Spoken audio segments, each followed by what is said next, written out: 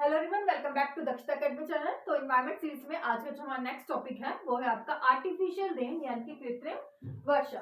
तो artificial rain ये आपका एक वेस्टर्न साइंटिफिक प्रोसेस ही है, लेकिन ये टॉपिक पढ़ के हमें ये जरूरत लगती है कि आखिर ऐसा क्यों जरूरत पड़ी कि हमें आर्टिफिशियल तरीके से रेनफॉल कराने की आवश्यकता जो है वो पड़ी। तो ऐसा क्या कारण है?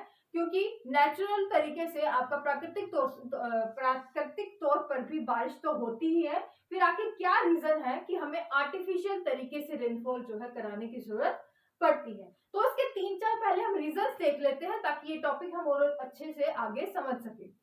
तो पूरे वर्ल्ड में हम देखें तो अगर आपको कृषि करवानी है, अगर आपको एग्रीकल्चर करनी है, तो कृषि के लिए, आपकी क्रॉप्स के लिए, फसलों के बढ़ने के लिए आपके लिए एक सबसे इंपॉर्टेंट चीज जो होती है वो है आपकी रेनफॉल, बारिश की। आपकी जो बारिश है फसलों को उचित मात्रा में मिले ताकि वो अच्छे से बढ़ सके।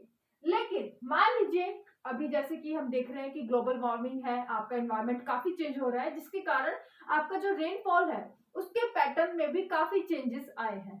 तो जिसके कारण जो है रेनफॉल जो है, आपकी बारिश है, वो आपके ठीक समय से ना होने के कारण आपकी कई फसलों को जो है नुकसान का सामना करना पड़ता है। तो इसके लिए, इस चीज से निपटने के लिए कि अगर बाय चांस ऐसा होता है कि आपका किसी फसल के लिए जैसे आपकी कोई खरीफ की फसल है, अगर आपको गेहूं की बुआई करनी है, फिर आपको जो चावल की बुआई है, धान की बुआई करनी है, तो उसके लिए क्या है, आपको जो है उचित मात्रा में जो बारिश की आवश्यकता पड़ती है उस समय। लेकिन अगर उस समय जो है बारिश नहीं होती तो इससे क्या होगा, आपकी ऑटोमेटिकली फसल जो है खराब हो सकती है। तो ऐसे समय में आपकी जो आपका मेथड है ये बहुत कामगार होता है, वो है आपका आर्टिफिशियल रेन, कि आपकी बारिश करा दी जाए। अगर आपका नेचुरल तरीके से बारिश नहीं होती है तो आप कृत्रिम तौर से आर्टिफिशियल तरीके से जो है रेनफॉल करा दें ताकि आपका कृषि में सहयोग हो सके, आपकी फसल खराब ना हो सके। तो ये हो गया हमारा एक मेथड कि हमें आर्टिफिशियल रेन की क्यों जरूरत जो है पड़े, क्यों ये हमारे लिए इंपॉर्टेंट है। दूसरा रीजन देखिए कि क्यों हमारे लिए जरूरी है।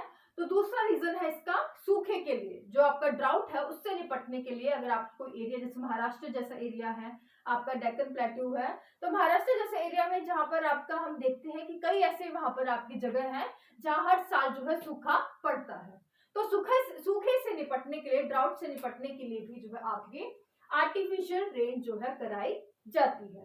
इसी तरह अगर हम नेक्स्ट रीजन देखें तो डेजर्टिफिकेशन यानी कि मरुस्थलीकरण से निपटने के लिए, कोई अगर आपको लगता है कि कोई ऐसा एरिया है जिसमें सालों से अगर ऐसी बारिश नहीं होती है, तो वो एरिया जो है धीरे धीरे जो है आपका डेजर्टिफिकेशन की जो बढ़ता है, मरुस्थलीकरण की ओर बढ़ता है।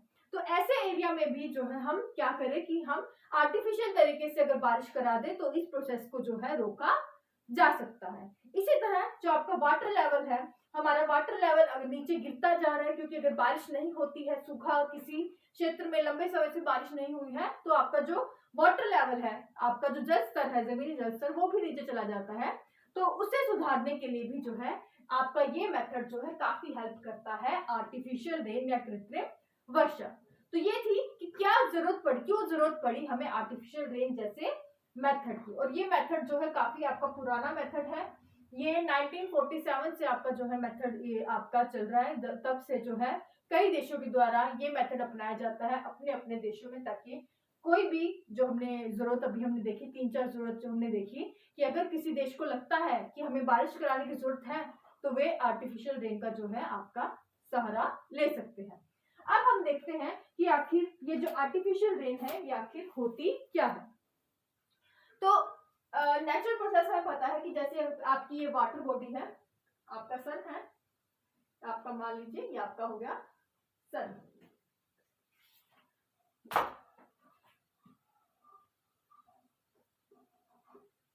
तो सन रेस जब आपकी यहाँ पर पड़ती है, वाटर बॉडीज पर पड़ती है, तो जो आपका वाटर है वो आपका वेपोरेट होकर जो है ऊपर से जाता है, वेपोरेशन का प्रोसेस होता है, जिससे कि वो जो पानी है ऊपर की ओर जाता है भाप के रूप में, और ऊपर जाके जो है आपका बादलों का रूप ले लेता है, कंडेंसेशन जो है हो जाती है, बादलों का रूप हो जाता है।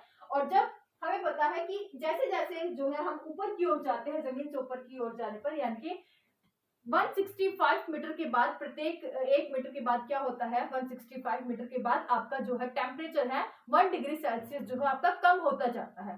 तो जब ये पानी जो है भाप बनकर इवेपोरेशन के सारे ऊपर की ओर जाता है, तो जैसे जैसे आपका पानी जो है आपका ठंडा होता जाएगा क्योंकि टेम्परेचर डाउन होता है, तो ये आपका जो है पानी की बूंदों में जो है आपकी जो भाप है वो चेंज हो जाती है। और ये जब आपका पानी की बूंदे जो है इतनी भारी हो जाएंगी ऊपर जाके, तो बहुत ज्यादा भारी होने पर क्या होगा कि ये जो है बारिश के रूप में ये जो पानी है वापस आपकी धरती पर जो है आ जाता है। तो ये जो प्रोसेस है हम पहले से हम स्कूल से पढ़ते आ रहे हैं।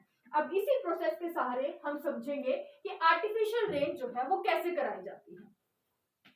तो मान लीजिए कि ये आपका वाटर बॉडीज है, यहाँ पर आपका पानी जो है वेपोरेट हुआ, लेकिन अब मान लीजिए कि एग्रीकल्चर, हमने जो पहला पॉइंट देखा था कि सबसे ज्यादा जरूरत हमें क्यों पड़ती है कि जो हमारे इंडिया की मेन जो इकोनॉमी है बेस्ड है हमारे एग्रीकल्चर पर, और हमें चाहिए कि हमारी कृषि अच्छे से हो, तो उसके लिए जरूरी है कि फसलों को उचित मात्रा में जो है बारिश मिले, बारिश का पानी मिले, ताकि वो जो है अच्छे से उग सके। तो बारिश किसी एरिया में नहीं हो रही है और हमारी फसलों को पानी चाहिए, बारिश का पानी चाहिए, तो उस समय क्या करेंगे कि अगर हमें लगता है कि क्योंकि एनवायरनमेंट चेंज हो रहा है और अगर हमें आसार नहीं लगते, वेदर फोरकास्ट में नहीं लगता कि बारिश जो है होने वाली है, तो इसके लिए एक मेथड अपनाया जाता है आर्टिफिशियल रेन, जिसके सहारे हम आर्टिफिशियल तरीके से बारिश कराते हैं। कैसे? तो एक जो है आपका होता है सिल्वर आयोडाइड। तो सिल्वर आयोडाइड का यहाँ पर आपका आर्टिफिशियल रेन में मेन काम है, यहाँ पर आप अलग से लिख लें सिल्वर आयोडाइड।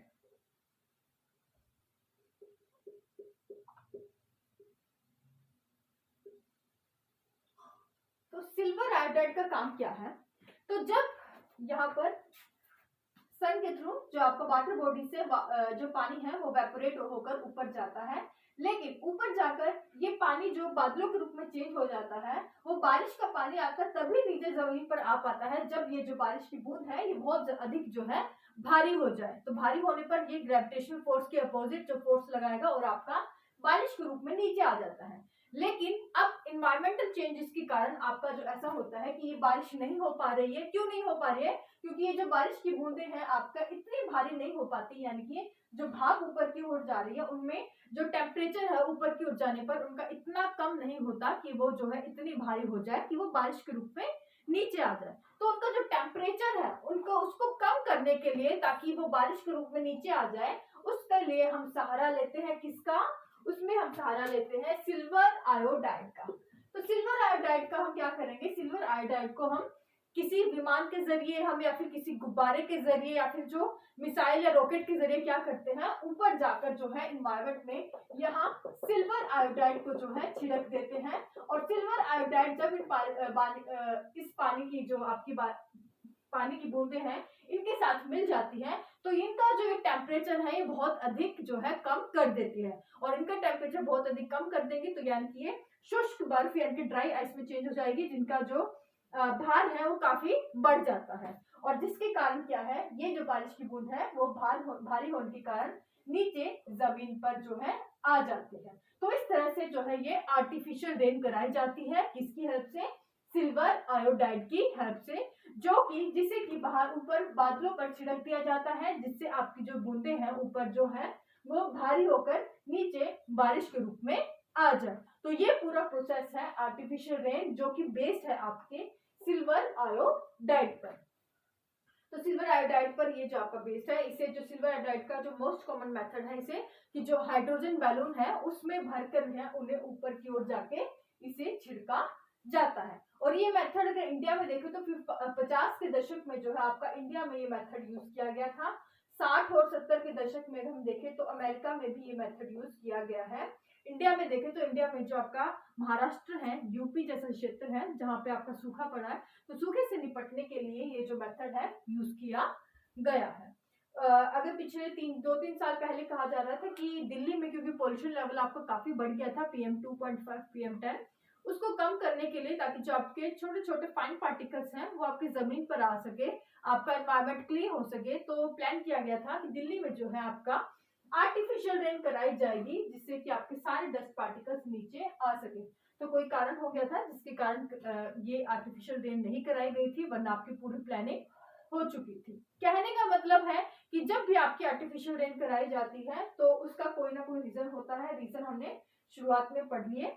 इसी तरह एक और रीजन आप उसमें ऐड कर सकते हैं कि मान लीजिए अगर आपके कोई इंटरनेशनल मैचेस चल रहे हैं और अगर आपको लगता है कि वहां पर अगर बारिश हो जाएगी तो आपका जो मैच है बीच में ही रुक जाता है।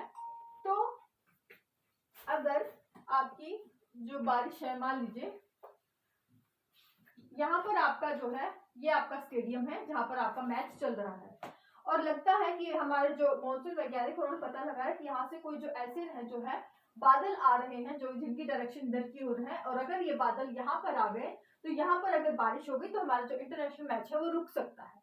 तो यहाँ पर भी आर्टिफिशियल रेन का आप सहारा ले सकते हैं कि इन बादलों के यहाँ पहुंचने से पहले ही आप इसका जो है सिल्वर आयोडाइड का जो छिड़काव है यहाँ पर जाकर इन बादलों पर कर दीजिए, ताकि जो बारिश है आपकी यहीं पर हो जाए, वो यहाँ पर आकर ना हो पाए। तो ऐसे बहुत से फायदे हम देखते हैं कि आर्टिफिशियल रेन के थ्रू जो है हम इसका फायदा हम देखते हैं। हमारे कृषि में देख लीजिए, एग्रीकल्चर में, ड्राउट से, सूखे से निपटने के लिए, डेजर्टिफिकेशन को रोकने के लिए, कोई इंटरनेशनल अगर हमारा प्रोग्राम चल रहा है या फिर जो मैचेस है इनमें भी हमारा जो है ये आपका काफी जो हेल्प है आर्टिफिशियल रेन जो है करता है।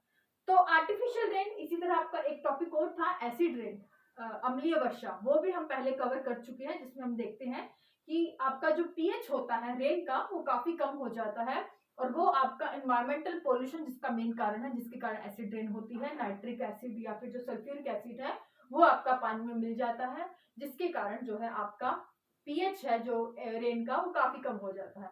टॉपिक अगर आपने अभी ये देखना हो तो मेरे पीछे की वीडियोस में जाकर देख सकते हैं, वहां आपको ये पूरा टॉपिक मिल जाएगा। आई होप आपको ये टॉपिक पूरा समझ आ गया होगा कि आखिर आर्टिफिशियल रेन या कृत्रिम वर्षा है क्या। आज के लिए इतना ही। Thank you so much.